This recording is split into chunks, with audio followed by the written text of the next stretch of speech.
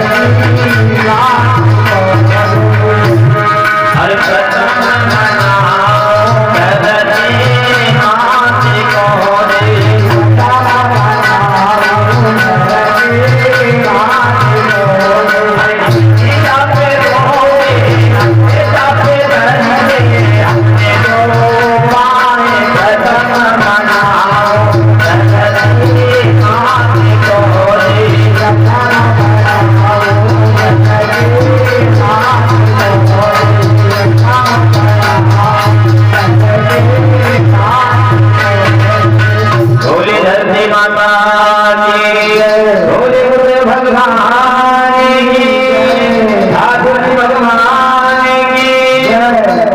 आज ये कुछ विचार करने के बच्चों, सीता सावित्री जैसे इस पावन भूमि पर पलने वाली हमारी मां सती, आज कथा को चलते चलाते 8वां दिवस प्रारंभ हो चुका है। सभी भक्त ज्ञान में गंगा में डुबकी लगा करके अपने अपने मानव जीवन को कलाप बना रहे हैं। 7वें दिवस की बेला में बहुत ही सुंदर कथा गुरुदेव जी के मुखारबिंदों से सभी भक्तों ने श्रवण किए। किस तरह से भगवान कन्हैया ने इंद्र का मान घटा करके गोवर्धन महाराज का पूजन कराया। बहुत ही सुंदर कथा सभी भक्तों ने 7वें दिवस की बेला में श्रवण किए। इधर गंगा मैया के किनारे बैठे श्री व्यास सुखदेव जी परीक्षित को कथा श्रवण करा रहे हैं। साथ में बैठे हुए 88,000 ऋषियों को कथा श्रवण करा रहे हैं। महाराज सुखदेव आज महाराज परीक्षित से पूछते हैं, राजा परीक्षित जो ये कथा आप सुन रहे हो, इन कथाओं को श्रवण करने के लिए आपको सौभाग्य प्राप्त हुआ। ये तो अच्छी बात है कि आपको शुभ अवसर मिला है कथा सुनने का, वरना ये शुभ अवसर सबको नहीं मिलता है।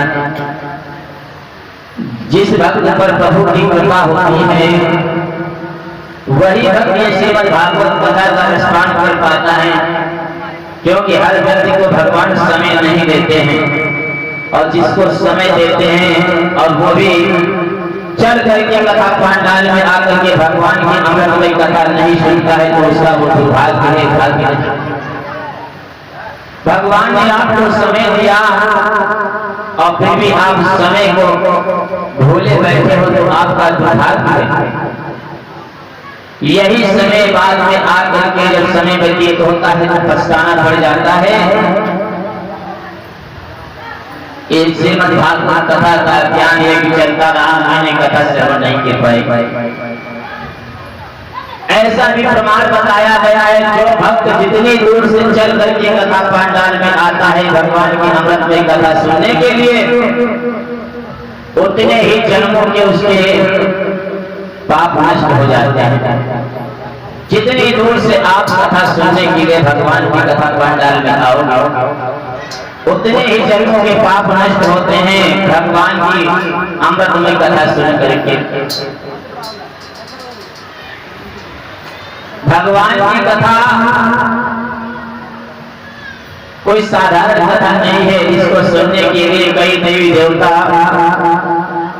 परेशान थे। आपने कथा सुनी थी, एक तोता ने गलती से कथा श्रवण कर ली तो भगवान भोले बाबा उसका पीछा करते हुए कहां पहुंच गए थे। ये वही अमर कथा है। भगवान भोले बाबा ने इस अमर कथा को श्राप दे दिया था, कोई भी भक्त अगर सच्चे मन से इस कथा को श्रवण करेगा तो श्रवण नहीं कर पाएगा। इसीलिए आपने देखा होगा, अगर सच्चे मन से आप कथा श्रवण करोगे तो आपको निंदा का अभाव आ जाता है। इसको श्राप लगा हुआ है, और जो भक्त सच्चे मन से अगर कथा को श्रवण कर लेता है तो समझो उसके विकास में प्रवृत्ति होने लगती है, विचार बदलते हैं, और जब विचार बदलेंगे तो समझो भगवान की परम भक्त बन गए। ये भगवान की अमृतमय कथा हर व्यक्ति को सुनने के लिए नहीं मिलती है। जिस पर प्रभु की कृपा होती है वही भक्त श्रवण कर पाते हैं। कल आपने कथा सुनी किस तरह से भगवान कन्हैया ने इंद्र का मान घटाने के बाद में गोवर्धन महाराज का पूजन कराया। इंद्र को जब मालूम हुआ कि हमारी पूजा बंद कराने के बाद में उस छोटे से बालक ने गोवर्धन महाराज का पूजन कराया है और इंद्रदेव रुष्ट हो गए। मेघों को बुला करके आज्ञा दी, इतनी घनघोर वर्षा कराई, बताया जाता है 7 दिन तक पानी बरसता रहा। भगवान कन्हैया ने सभी यदुवंशियों की रक्षा की। एक ही झंकुल पर गोवर्धन महाराज को उठा करके उसके नीचे सभी यदुवंशियों को रोका और 7 दिन वर्षा हुई, एक बार पानी सब गया था। प्रमाण तो कई आते हैं, लेकिन एक प्रमाण ये भी आया है, एक समय की बात है जिस समय भगवान भोले बाबा का विवाह होकर के मैया पार्वती के साथ में आया। पार्वती के साथ में जब विवाह हुआ, मैया पार्वती भोले बाबा के साथ में कैलाश पर्वत के ऊपर बैठे। एक दिन भगवान भोले बाबा से कहने लगी, ए जी सुनते हो, कई वर्ष व्यतीत हो गए, हम हर जगह कोई न कोई निमंत्रण देता है, हम खाने के लिए दावत खाने के लिए चले तो जाते हैं, खा के वापस आ जाते हैं। हम आज तक दावत को सब्जी खाते रहे, लेकिन हमने खिलाया किसी को नहीं खिलाया। मैंने आज तक किसी को खिलाया नहीं, बल्कि हम स्वयं खाते रहे। मैया पार्वती भोले बाबा से कह रहे हैं। भोले बाबा कहने लगे, तो इसमें सोच विचार की क्या बात है, आपका मतलब क्या है? तो मैया पार्वती कहने लगी, ऐसा करो, क्यों ना हम भी कोई छोटा मोटा भंडारा करते तो सबको बुला करके खिला दें तो सही रहेगा। भोले बाबा कहने लगे, जैसी तुम्हारी इच्छा, सबको निमंत्रण दे दो, भंडारे की तैयारी करो, लेकिन याद रखना क्या इसमें 2 लोगों को निमंत्रण मत देना। किसको? एक अगस्त मुनि और एक पर्वत मुनि। इनको अगर तुमने निमंत्रण दे दिया तो समझ लेना फिर क्या दशा होगी। मैया पार्वती कहने लगी, तुम चिंता मत करो, इनको तो निमंत्रण देंगे ही नहीं, हमें पता है ये बहुत खाते हैं। याद रखना, मैया पार्वती ने निश्चय कर लिया कि हमें एक भंडारा करना है, सबको बुलावा देना है।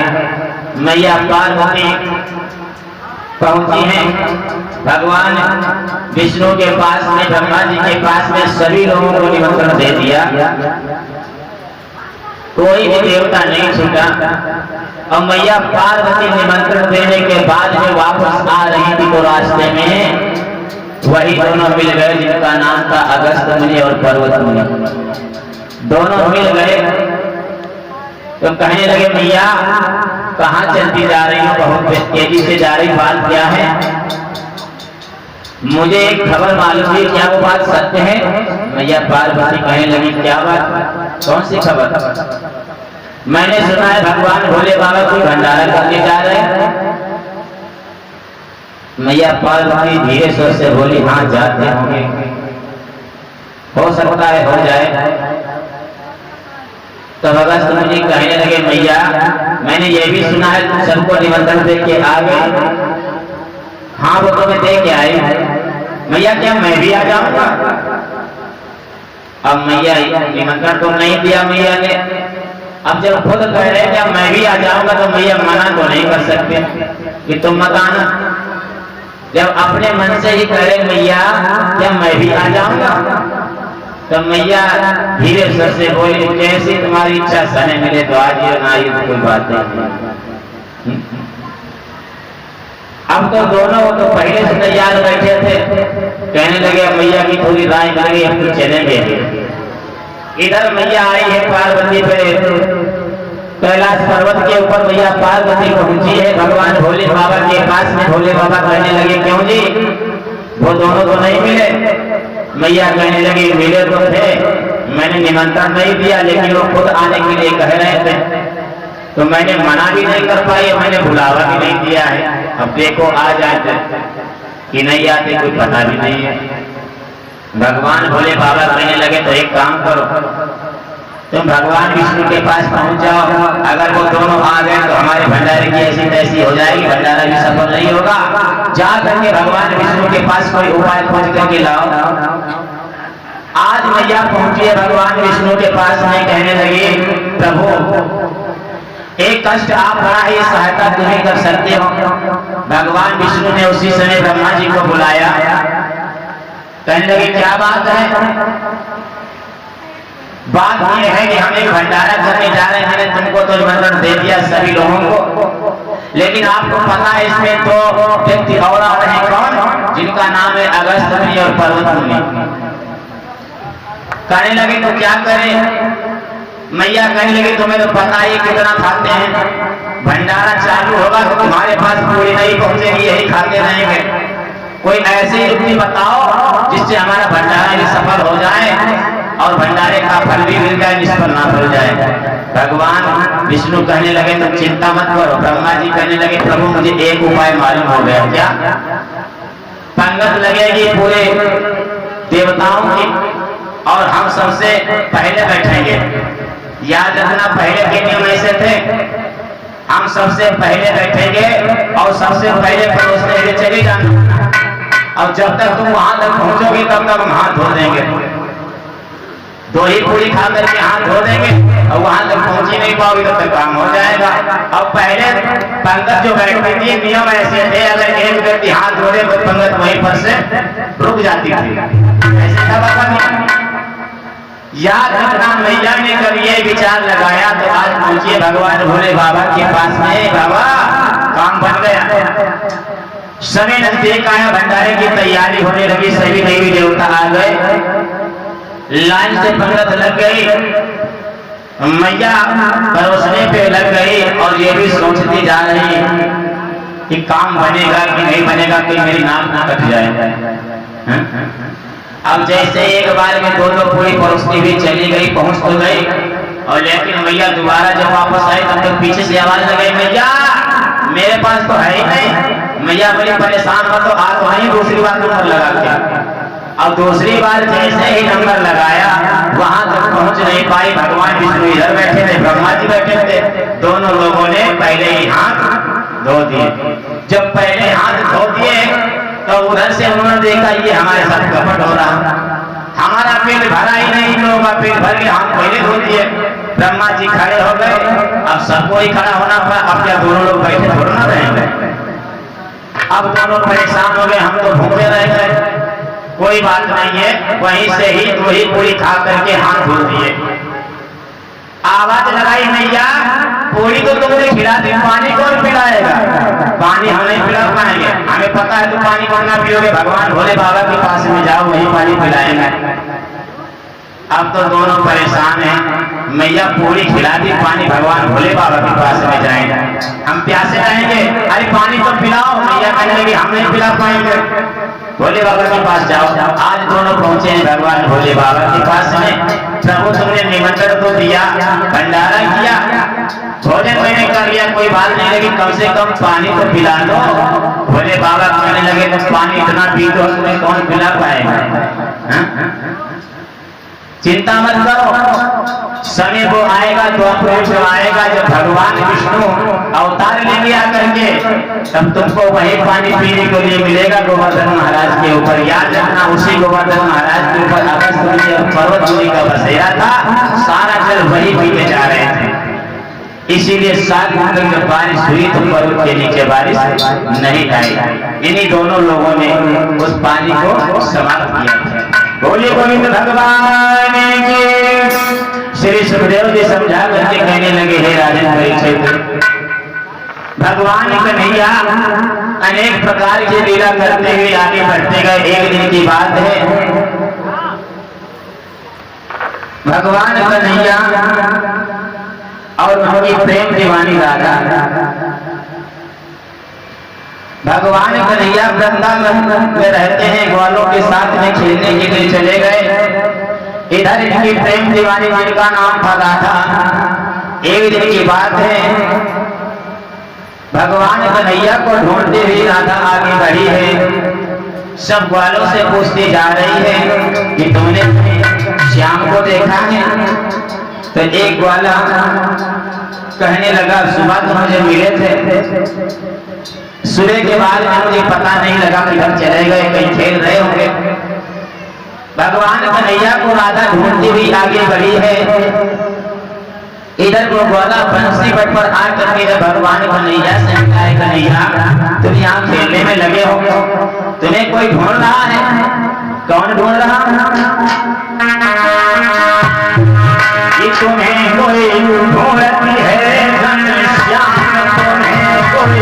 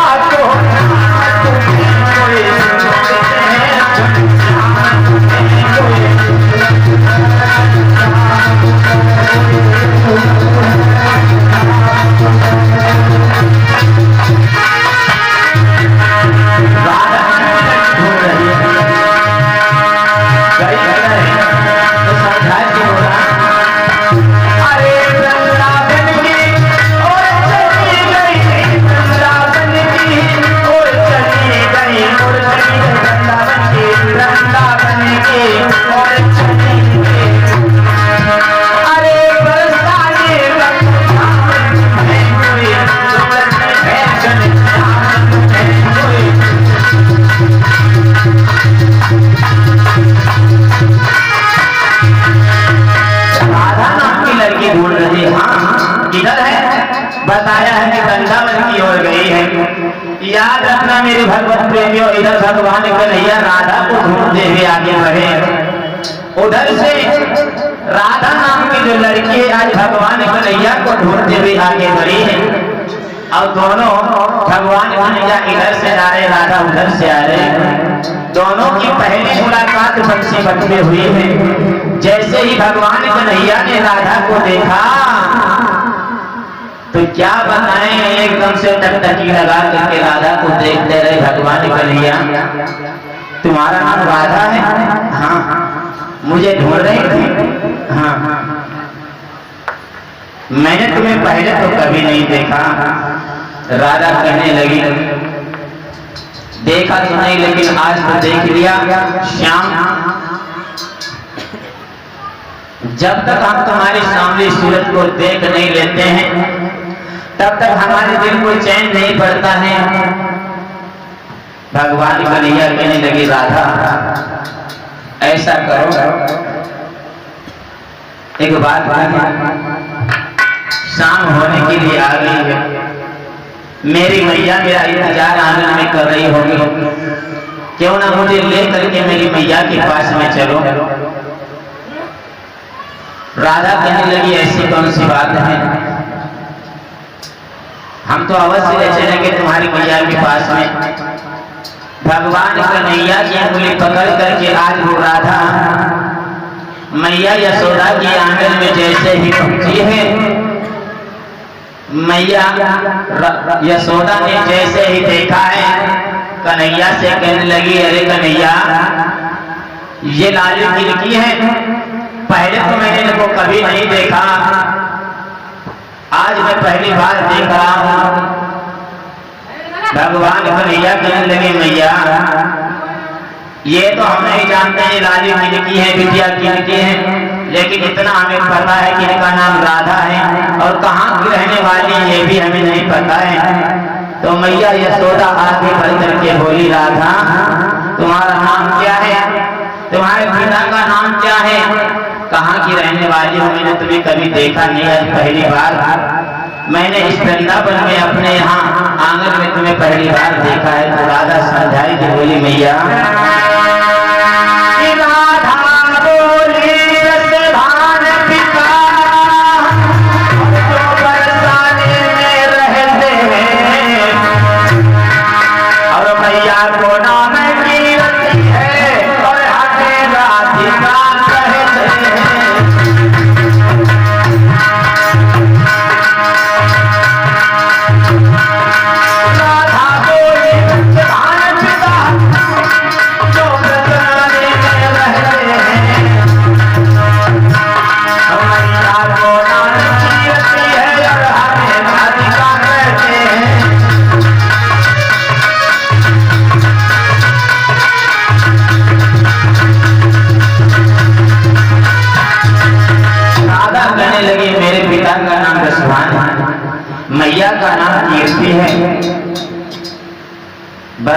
की रहने वाली हैं। तो मैया यशोदा ने जैसे ही नाम सुना है कीर्ति का, तो मैया यशोदा ने कुछ अपशब्द कह डाले कीर्ति के बारे में। हे बहन कीर्ति, इतनी सुंदर लड़की को जन्म दे दिया, मुझे बताया था नहीं। चलो कोई बात नहीं बेटी, ऐसा करो संध्या होने के लिए आ गए। बहन कीर्ति के घर में कोई दूसरी संतान नहीं है। भगवान कन्हैया को बुलाया श्याम, ऐसा करो तो राधा को इनके घर तक छोड़ करके आओ। भगवान कन्हैया कहने लगे ठीक है मैया, जैसी आपकी आज्ञा, हम जा रहे छोड़ने के लिए। आज राधा की उंगली पकड़ करके भगवान कन्हैया चले हैं बरसाने की ओर राधा को छोड़ने के लिए।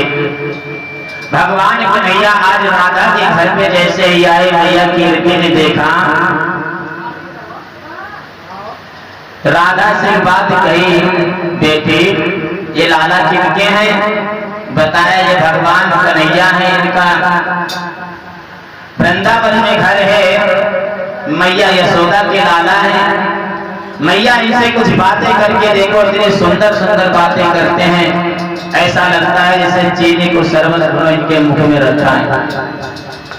कीर्ति कहने लगी वारी मैया यशोदा, इतने सुंदर लाला को जन्म दिया, आज पहली बार देख रही हूं। सामने तो जरूर है, लेकिन इनकी छवि कितनी अच्छी लग रही है।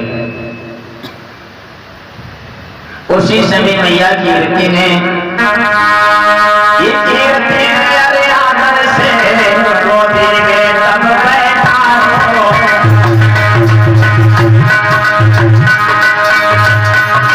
अरे प्यार से गिरधारी को भोजन हरे कराए हो।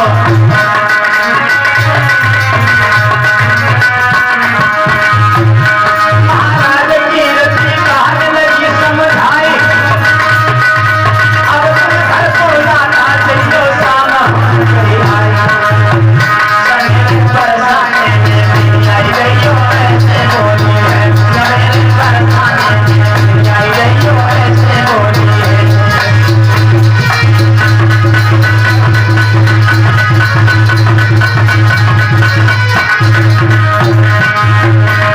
अरे ऐसे बोली है कान्हा से, ऐसे बोली है सवेरे बरसाने में आई गई हो, ऐसे बोली है।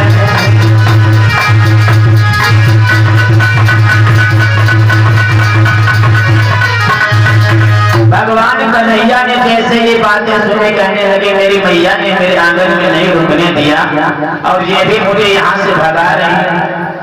चलो कोई बात नहीं है, मुझे जब कह ही रही जाने के लिए तो मैं चला जाता हूँ। और राधा को बुलाए पास में, राधा हम तुम्हें छोड़ने के लिए तुम्हारे घर तक आए हैं और हमें क्या तुम अपनी देहरी तक पार नहीं करोगे?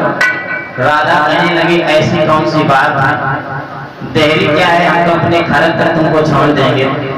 भगवान कन्हैया की कलाई को पकड़ करके राधा आज अपने महलों के बाहर निकली। श्याम सावधानी से जाना, रास्ते में कोई शरारती मत करने लगना, तुम बहुत शरारती हो। मैया तुम्हारा रास्ता देख रही होगी। श्री सुखदेव जी समझा करके कहने लगे हे राजन परीक्षित, राधा आज भगवान कन्हैया को छोड़ने के लिए आगे बढ़ी है, फल के पास में पहुंची, कहने लगी कन्हैया अब तुम जाओ। कन्हैया कहने लगे राधा हम तुमको घर तक छोड़ने के लिए आए, तुम का हमें रास्ते में छोड़ दोगी? राधा कहने लगे हाँ हम तुम्हें घर तक छोड़ने के लिए चले और फिर उधर से हम कैसे आएंगे? कन्हैया कहने लगे बात की चिंता मत करो, हम उधर से तुम्हें छोड़ देंगे। राधा कहने लगी रात भर यही नाटक बचे रहो, हम तुमको छोड़ने चले तो हमको छोड़ दे। श्याम तुम अभी जाओ, हम सुबह तुमसे अवश्य मिलेंगे। जब तक हम तुम्हारे चेहरा को देख नहीं लेते हमारे दिल को धीरज नहीं होता है। राधा आज भगवान कन्हैया को छोड़ने के बाद में जैसे ही पीछे अपना मुखड़ा मोड़ा है जाने के लिए, राधा चली